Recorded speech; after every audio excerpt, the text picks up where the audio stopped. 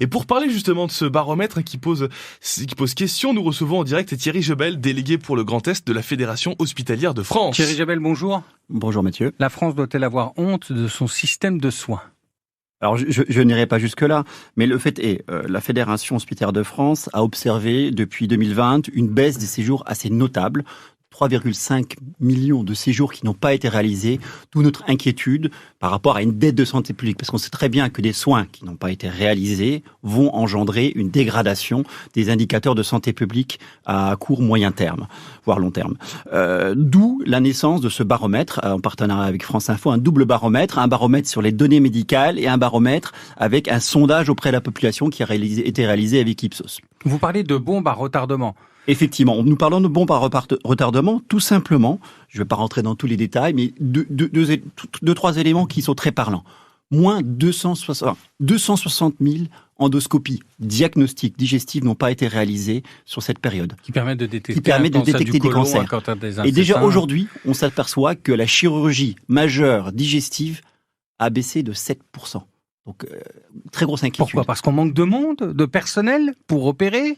Parce que il y a un délai d'attente trop long. Je vais juste revenir là-dessus. Deuxième indicateur, baisse aussi du suivi au niveau et des hospitalisations au niveau du diabète. Là aussi, on voit le nombre de comas diabétiques qui augmente aussi dans les hôpitaux. Alors maintenant, les raisons, je pense qu'elles sont multifactorielles. C'est pour ça qu'on a à la fois regarder les données médicales, les données hospitalières par rapport aux capacités et une enquête d'opinion, parce que je crois que c'est avec un faisceau d'indices qu'on pourra avancer. Tout d'abord, en ce qui concerne les capacités hospitalières, ça peut être un facteur explicatif. Aujourd'hui, à peu près 7% des lits hospitaliers sont fermés. Ça devrait aller un peu mieux parce qu'à peu près 3 hôpitaux sur 4 vont normalement, au cours de 2024, réarmer des capacités en plus, puisque ça va un peu mieux au niveau des recrutements des personnels. Ça, c'est une source d'explication. Deuxième élément d'explication aussi, des capacités en bloc opératoire qui sont gelées. 70% des hôpitaux ont des salles de bloc qui ne sont pas ouvertes, manque de personnel. On a du mal à recruter du personnel spécialisé, infirmiers anesthésistes, infirmiers de bloc opératoire, médecins anesthésistes, par exemple. Et maintenant, le troisième élément, alors c'est pas que des éléments comportementaux, mais on a quand même voulu essayer de les regarder de plus près. On s'aperçoit qu'on a un doublement du temps, du délai moyen pour accéder à un rendez-vous. Sur les 5 dernières années. On a comparé 2000... Mais pourquoi ? Parce que moi, je vais vous donner un exemple. Cet hiver, tout le monde a toussé. Très fortement. Oui. Parfois, ça a duré des mois. Moi, j'ai l'exemple de quelqu'un qui a été chez son médecin. On craignait peut-être une bronchiolite, une bronchopathie. On a mis scanner urgent et il a eu ce scanner, mais seulement 3 semaines après. Imaginez si ça n'avait pas été juste une bronchopathie diffuse, mais qu'il y avait des nodules cancéreux. C'est 3 semaines de perte de chance.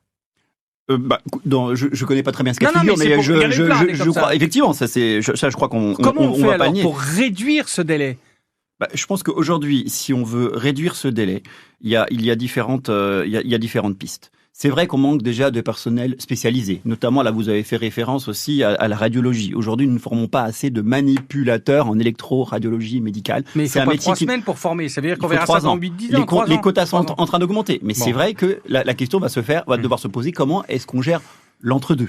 Ça veut dire, je crois qu'aujourd'hui, les choses sont claires. Territoire par territoire, les configurations sont différentes. Les besoins de santé sont pas les mêmes, sont pas tout à fait les mêmes à Nancy, qu'à Épinal ou qu'à Charleville-Mézières. Et je pense qu'il faut qu'on ait des politiques qui émergent non pas d'en haut, aujourd'hui c'est plutôt descendant, mais que ça vienne du terrain. C'est-à-dire qu'on ait vraiment tous les acteurs, le tissu libéral, le tissu hospitalier, le tissu médico-social, le tissu associatif, qui réfléchissent ensemble sur les principales prises en charge. On les connaît, les principales prises en charge qui ont des soucis, le diabète et les différentes maladies chroniques et aussi le grand âge. Mais vous dites que ça part du bas, mais les recrutements, il faut bien former les gens et ça relève ça bien entendu. Et les machines, c'est pareil, sauf que l'organisation, il faut qu'elle vienne des acteurs de terrain parce que eux savent mieux que quiconque là où ça bloque et là où on peut avoir des leviers. Et c'est vrai que cette contrainte de personnel, malheureusement, on ne pourra pas la desserrer tout de suite. Oui, et puis vous êtes dans les hôpitaux, mais on pourrait parler des spécialistes en médecine libérale. C'est un enfer pour avoir rendez-vous chez l'ophtalmo. Nous sommes entièrement d'accord, ça concerne autant le secteur privé que le secteur public. Ouais. Je reviens à ma première question. C'est presque honteux dans un pays comme la France, non ?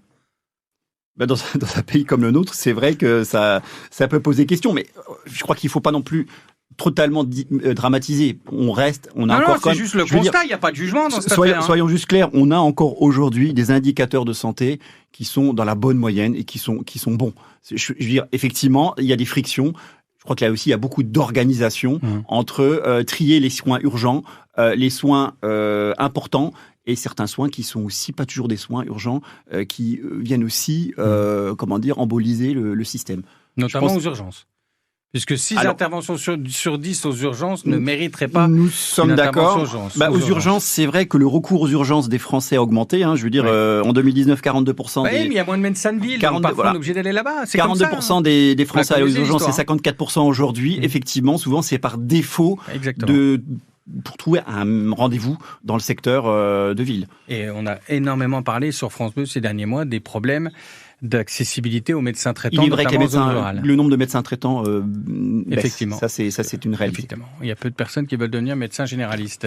Merci beaucoup Thierry Javel, délégué pour le Grand Est de la Fédération hospitalière de France.